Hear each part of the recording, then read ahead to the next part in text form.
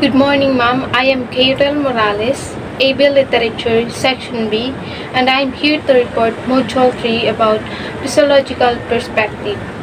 The physiology of the self focuses on the presentation of an individual based on his/her experience. The experience are either from home, school, and other groups, organization, affiliation he/she engage in. Seemingly, the self is one of the most heavily researched areas in social personality, where the concepts are introduced beyond our physical attributes, lies our physical identity. The self is a cognitive instruction. The cognitive instruction is a cognitive approach that focuses on the mental processes rather than the behavior.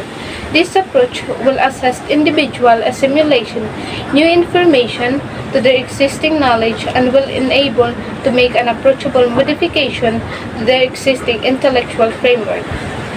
And in other words, cognitive instruction are focused on the mental processes and the behavior. This way, it will help the individual search a new information that will become a way to enhance their existing knowledge and able to make suitable changes to their existing information. William James and the self and the me self, I self. With an initiative of Wilhelm Wundt, the father of scientific psychology, scientific method of study, mentioned as a phenomena of the consciousness argued interest in further studies. The self and the role of the human behavior, it is the time when William James classic distinction between the self as a knower or a pure ego and the self is empirical, provides a useful within which to view multitudinous aspect of one's self functioning.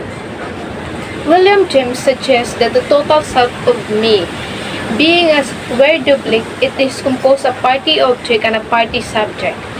As a consequence, he differentiated between the self as a knower or the I as a pure ego and suggests that the component of the self is consciousness itself.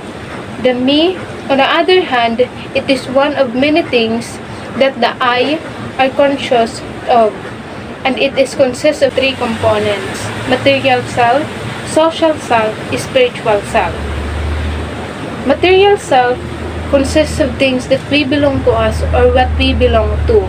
The things like family, clothes, body, money, or some of what makes up our material self. Next is social self. Our social selves are who we are in our given social situation. For James, people change.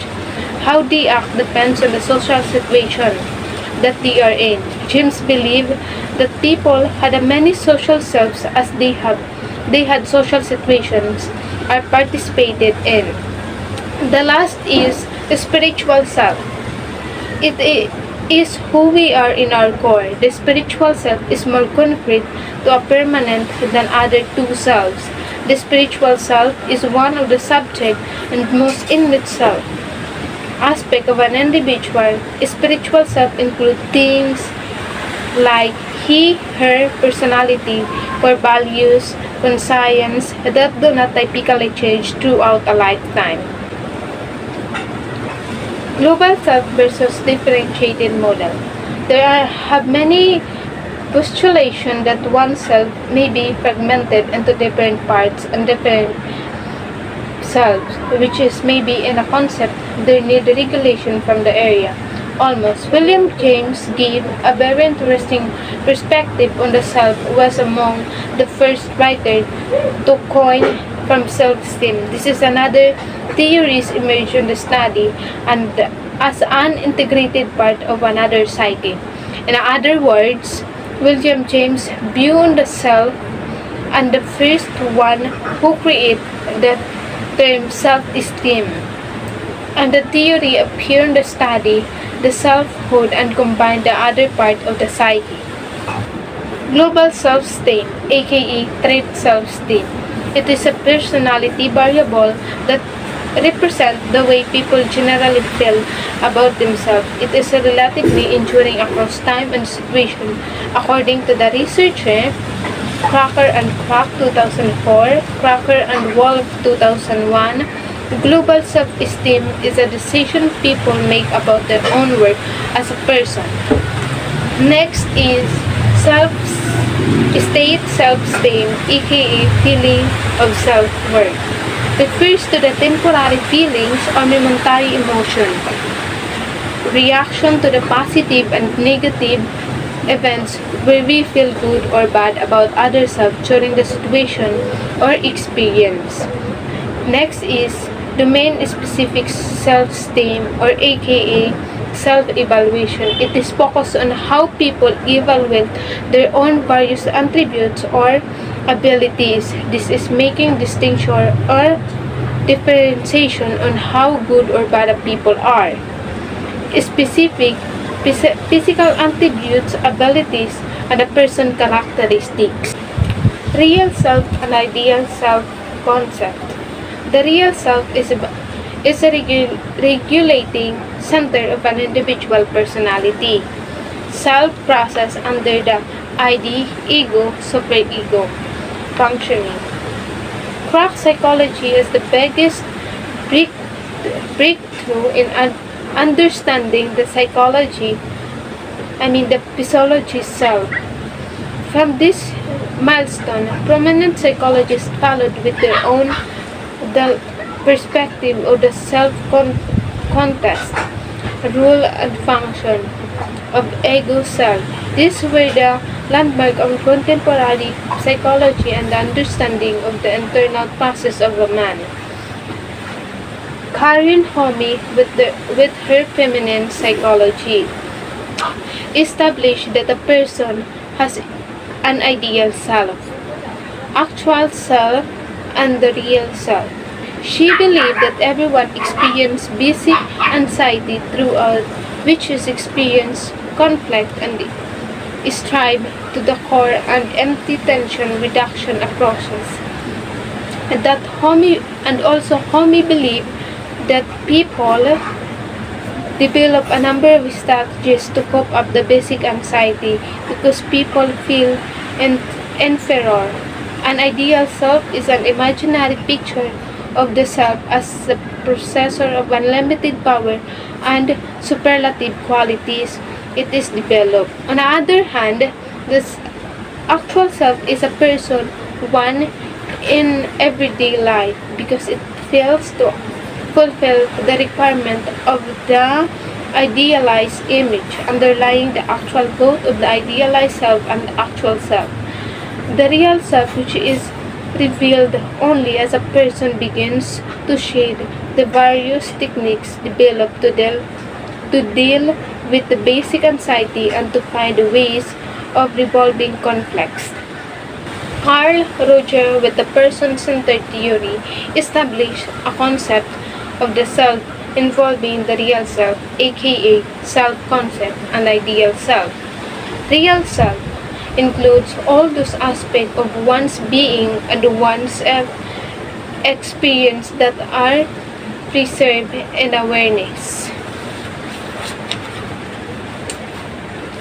The real self is part of ourself where we feel, think, look, and act involving our self-image.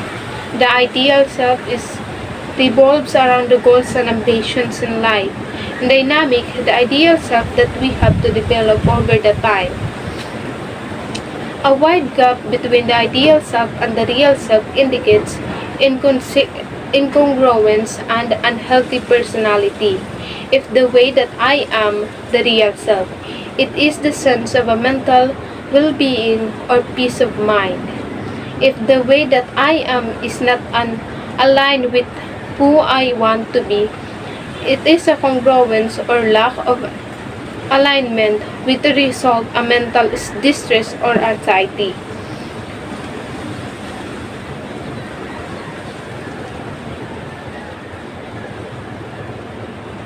Multiple versus unified selves. Postmodern psychology contends that a man has an identity that shifts and morphs in a different social situation and each person to different stimuli. As Kenneth Turgeon argues that having a flexible sense of self in a different context is more social, adaptable, force oneself stick to oneself concept. Theorists believe that there are no one answer to the question, who am I? As a person can undergo several transitions in his life and create multiple versions of himself. However, there is still a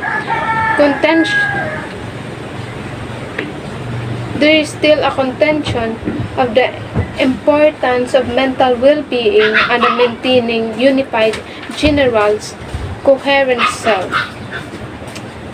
But Multi-selves, according to Jurgen, are the capacities we carry out within us from multiple relationships that are not discovered but created in our relationship with other people.